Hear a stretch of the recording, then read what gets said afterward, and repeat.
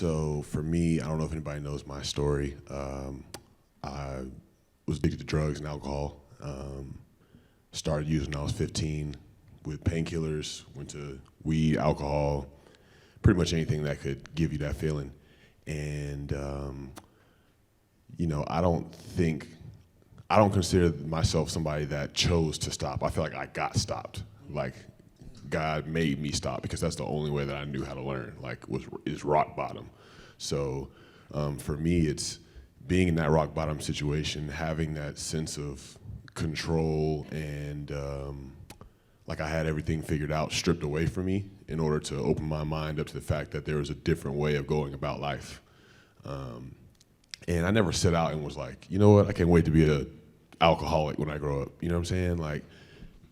But I break it down to, I just wanted to change the way that I felt. Like when I was a kid, I never felt like I fit in. Emotionally, just extremely sensitive, mind just moving at 1,000 revolutions per minute at all times. I just wanted all that stuff to quiet down, and I just wanted to be accepted by the people around me. And those things get so loud in you that you just want to just make it all go away. And that's what drugs and alcohol were for me. But then that doesn't allow me to show up as the most authentic version of myself because I'm masking things. I'm trying to show up in different rooms and impress you. And the pain and shame of me not showing up as myself makes me want to just go into that hole even deeper. So coming out of that, it's learning new tools, learning new ways to express myself, journaling, being vulnerable, being honest, building community, having brothers and men that can walk through and have similar values, similar goals as me, and just continuing to walk that path. Therapy, being of service, all these things that these men are up here talking about are things that saved my life, and continuing to be in the practice of those things is what allows me to continue to seek growth as a man and to allow people to look at my story and say, dang, I want what he has. I want to start to do some of the things that he's doing or the things that he's speaking about, the energy that he has. And it's all just a continued practice. But for me, it was just really getting honest and getting down and being like, I don't have a lot of this figured out. And I need emotional skills. Like we have physical skills, we have mental skills, but as far as emotionally, like we don't necessarily have that. And we need to be able to teach younger generations that, because if we can't, regulate those things, if we can't sit with those feelings, then we're gonna try to find all these different ways to just make it all go away and numb ourselves, when in reality, like Brandon said, we need to feel everything. Like if you don't feel the bad feelings, there's no way you can know what a good feeling is.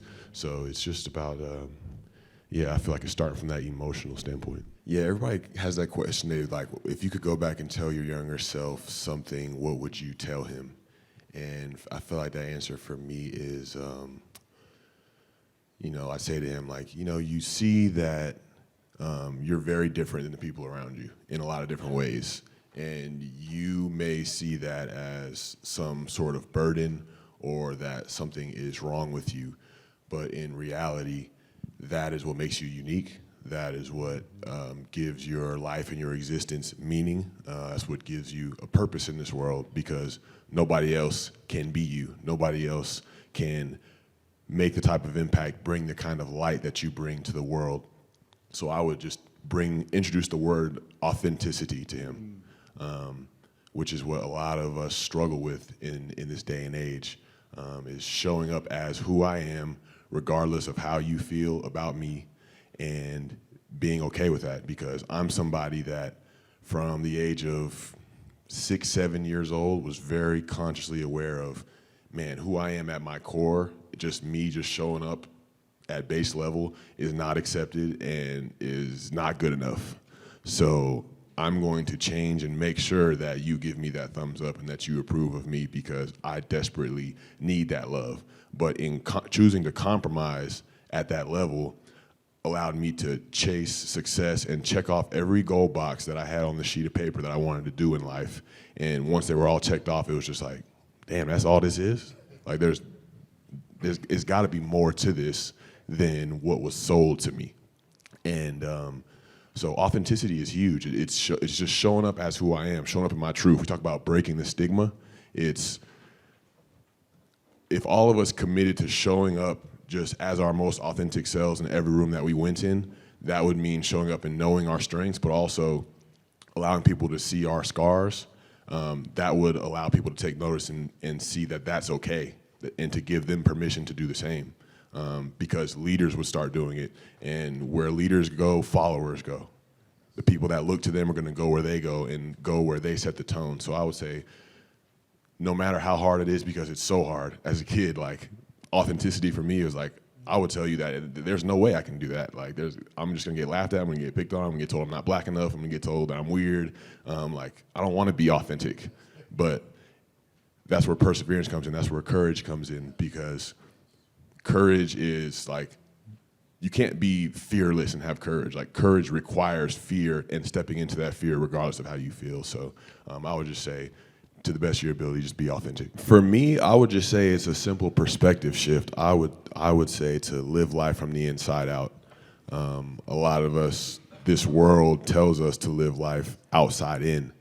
Like, if I make a certain amount of money, if I get a certain title on the front of my desk, if I have good-looking people around me, if I got the whip, if I got the jewelry, if I got whatever it may be, then that's gonna change me on the inside. That's gonna make me feel different than I did when I showed up. It's gonna make me feel fulfilled, when really you're just chasing after the wind. That's just empty longing. Whereas living from the inside out is me taking care of myself, me loving myself unconditionally. Because if I show up to any situation with peace of mind, if I show up to any situation with self-respect, if I show up to any situation with compassion, kindness, and love, no matter if the result is what I want it to be or not, watch how my perspective of that situation changes. Watch how I show up with gratitude. Watch how I show up and am able to see the opportunity in these things that I wasn't able to see before. So I would say it's a matter of living life from the inside out.